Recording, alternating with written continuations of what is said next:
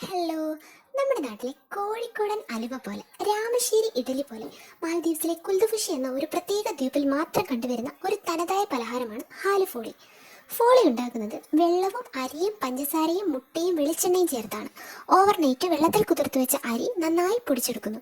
പിന്നീട് അതിലേക്ക് വെള്ളവും പഞ്ചസാരയും മുട്ടയും വെളിച്ചെണ്ണയും ചേർത്ത് വെള്ളം പോലെ ഒരു ബാറ്റർ തയ്യാറാക്കുന്നു.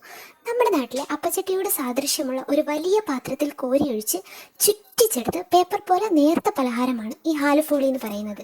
ചുട്ടെടുത്ത ഹാലുഫോളി വെയിലത്ത് വെച്ച് നന്നായി ഉണക്കിയെടുക്കുന്നു. വെയിലത്ത് ഉണക്കിയെടുക്കാൻ വേണ്ടി സാധാരണയായി മോർണിംഗ് സമയത്താണ് ഇതുണ്ടാക്കുന്നത്. വെയിലത്ത് ഉണക്കിയെടുക്കുന്നത് കൊണ്ട് തന്നെ ഇതിന് ഷെൽഫ് ലൈഫ് ഒരുപാട് കാലമായിരിക്കും. കുൽദുഫുഷി എന്ന ഐലൻഡ് സന്ദർശിക്കുന്നവർക്ക് ഇത് സാധാരണയായിട്ട് ഗിഫ്റ്റായിട്ട് അവിടുത്തെ ജനങ്ങൾ കൊടുക്കാറുണ്ട്. ഇതിൻ്റെ സൈഡ് ഡിഷായിട്ട് സാധാരണ വരുന്നത് കോക്കനട്ട് മിൽക്കോ കോക്കനട്ട് ക്രീമോ ആണ്. ചില സമയത്ത് മാലദ്വീപിയൻ ഫിഷ് പേസ്റ്റും ഉപയോഗിക്കാറുണ്ട്.